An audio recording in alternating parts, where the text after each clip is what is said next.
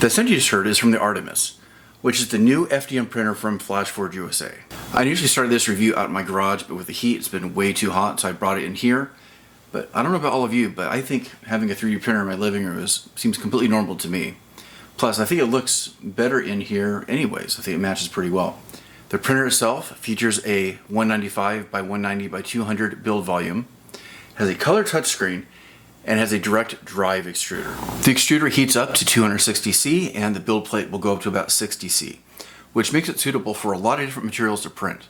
So according to the literature, it'll print PLA, PETG, and all those variations along with TPU, which I'm really excited about trying out because I've never printed with TPU before. The printer comes with two build plate options, a traditional glass bed with a heavily textured surface, and also a PEI sheet that has that flex steel to get the prints off. I don't know how many printers right now offer both options, but I think it's kind of cool that they have both right there in the box. The printer also has a filament runout sensor and has a spool holder for the filament on the back of the printer.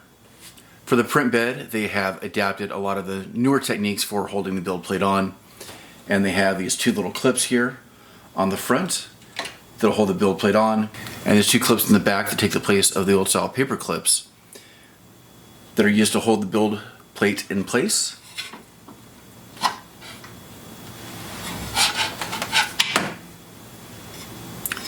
So you take it off and switch it with the PEI sheet. The printer also has a color touchscreen LCD with Wi-Fi capabilities that I'll be showing off later on. The Artemis is put together really well. It's a very sturdy printer and kind of a boxy design, and it's actually very familiar. And it kind of reminds me of the early MakerBot replicators, if you've ever seen those. Like I said, there's a direct drive extruder. The filament is on the back along with the filament runout sensor, and there's also a Bowden tube that goes from the back into the direct drive extruder. There's a color touchscreen on the front of the printer, and it's probably one of the better touchscreens I've ever used on a device like this, and it works really well. Also on the front of the device is a USB port, so you can load up any prints that you're going to be doing on a USB drive and put them in right there. I like the fact that the access is really easy on the front as opposed to on the side or on the back that I've seen on other printers. This machine does not have self-leveling, but it does do a walkthrough of a 3-point leveling system to make sure that your printer is level and ready to go for your prints. The Artemis also has Wi-Fi printing capabilities and cloud printing capabilities through a third-party piece of software called Polar Cloud, and you can set it up through their FlashForge software to set up a print, send it to the printer, and then print remotely, which is a really nice feature, and I'll be showing that off in just a bit along with the software. It also is a fairly quiet machine. The motors are really quiet, and if you're more than a couple of feet away from it, you really can't even hear it working. And of course, the machine is compatible with third-party slicing software, although they recommend using their FlashForge software, which I've been using for the duration of the testing of this printer, and it's pretty good. It's really simplified for beginners and has all those deep features if you would like to get into the weeds a little bit more that you kind of expect at this point with 3D printers. The box is packed pretty well.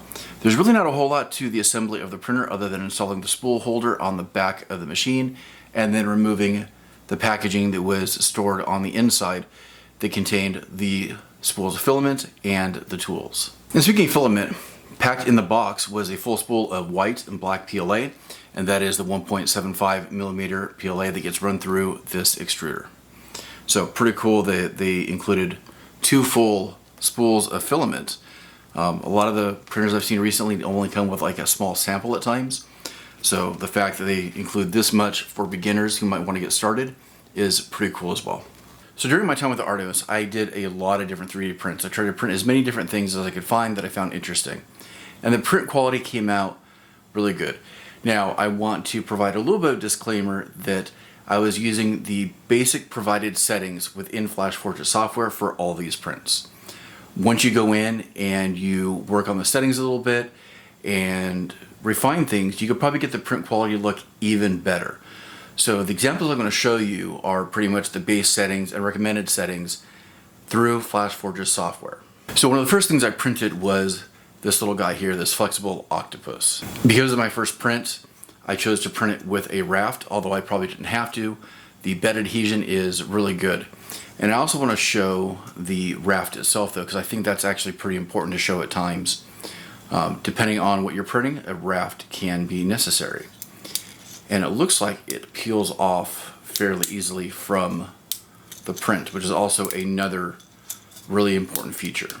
I know that in the early days of a lot of 3D printing, getting a print off a raft was a pretty labor-intensive process, and a lot of prints were thrown away because they just would not release, or the bottoms looked so bad that it didn't make for a good end product. And we have our little flexible octopus. It's not showing up very well in the lighting right now, a little bit overexposed, but I'll do some better photography of that guy. For a print in place flexible object, I'm impressed with the print quality. I've done this before in other printers, and I've seen these actually just fall apart. So the fact that this is intact with the recommended settings without any extra changes or modifications is pretty good. And I printed this in the white PLA that was provided by FlashForge. The next material I tested out, because the white and black were both PLA, I tested out the PETG. I've never printed in PETG before, but it is supposed to be a nice compromise between ABS and PLA, being a little bit more durable and heat resistant. So I printed this little dragon egg in this purple style PETG, and I printed this specifically to see how the threads were going to print on the printer, and it looks like it handled them pretty well. There's some really micro stringing going on with the object, but nothing that's going to get in the way in terms of its functionality, and can be cleaned out really easily, and then it screws together really easily. I also printed this wire basket type skull. Once again, it's a good test of the stringing capabilities of the machine, and there's a small little hairs on there, but with that detail it came out pretty well. It looks like it handled the lattice work pretty good. I don't see any kind of real imperfections. In fact, I don't even see a seam on this model, and that's not always the case. I know that a seam showed up on some other ones that I'll show in a couple minutes. I'd also seen this model floating around on the internet and thought it'd be kind of fun to print, although it's usually scaled up a lot more. That is a balloon dog, and there's a little piece of poop that also goes with it. This is from Chaos Cortec. I got this from things.com. Came out pretty good as well. The print the print didn't fail, but the quality of this one was a little bit less than I wanted. But once again, I'm using the recommended settings. This could be improved a lot by either slowing down the speed or probably printing a larger size for this one. But there are some seams that showed up on this print. I also printed this Batman Beyond helmet, although it's supposed to be scaled up a lot larger.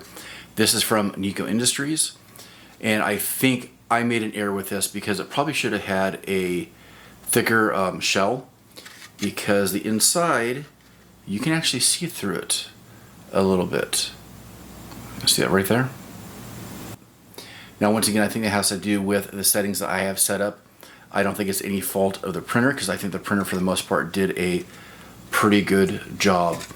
And on various places of the helmet, you can see how smooth of a print came out of that. Although there is this little seam that shows up right here on the edge.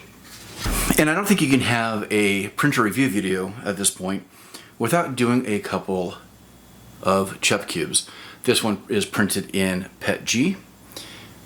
Pretty good for the most part, but I do see some minor layer splitting here, and I don't know if it's just the aspect of the PETG or if it's something that I have to adjust in my settings and maybe even slow down the print a little bit. So that is a good possibility. But I also printed a second CHEP cube, and this one is out of TPU. The camera will focus. I have never printed in TPU before, and I know it is a very temperamental type of material, and it's typically recommended that you print it with a direct drive printer, which the Artemis is. So it's definitely capable of printing TPU, and the cube is complete, but there is a few places that could probably be improved. But I think that I need to read up a little bit more on the recommended settings for the TPU to get more successful prints, because I tried another model, which is this Eeyore, and it didn't come out so well. In fact, it looks a little bit like a horror show. And what happened was the supports that we're printing with the TPU kind of folded on itself and didn't really support the structure that well. But where supports were not needed, you can see that the print came out halfway decent. And of course we have our squishy, sad Eeyore there. I really want to experiment with TPU a little bit more. There's a lot of things I want to print that I think having it to be a little bit flexible would be beneficial. But that's something that I'm going to have to experiment with and adjust the settings just slightly. Especially because I had quite a few failures of actually trying to get that thing to print. So, a couple half Eeyores. Maybe I'll glue them together and make some sort of weird abomination. Overall, this is probably one of the simplest 3D printers I've actually used, and I've had the benefit of using quite a few different ones at this point. FDM printers and resin printers primarily, but I've been able to work with quite a few. And there's a lot that have a pretty high learning curve, but this one I was probably up and printing from the moment I had the printer out of the box within about 10 to 15 minutes. And being able to work that fast and get it going that quickly is really beneficial. The printer is obviously capable of doing some very high-end prints. The software is really easy to use. I think it'll just take some time to dial in some of those settings, depending on the material that you're using, to get those really high-quality prints that I know a lot of you are looking for. So if you made it this far in the video, thank you. Your views are very important. I have a lot of videos in the back catalog that you might enjoy if you want to go take a look at those. I also have a Patreon. So if you are interested in supporting the channel and are in a position to do so, you can go ahead and check that out. I'll have that linked in the description below. We have different rewards for different Patreon levels, and hope you'll find something you like there. We also have a website with a shop with different shirts and items that you might also like to purchase and bring into your home. I have an affiliate code down below for this printer. If this seems like something that you might enjoy having in your home, I have mine in my living room. And maybe even introduce it to your kids. I've had my kids both printing on it off and on for the last month, and it's really intuitive and really easy to get through on the controls and get something showing up on the build plate. And I think that's great to introduce kids and families into 3D printing as well. So if you are interested in that, I have a link down below that will also help out the channel, and hopefully you'll enjoy your new FlashForge printer. So that's it for me. Don't forget to design, make, and play. And I'll see everybody soon.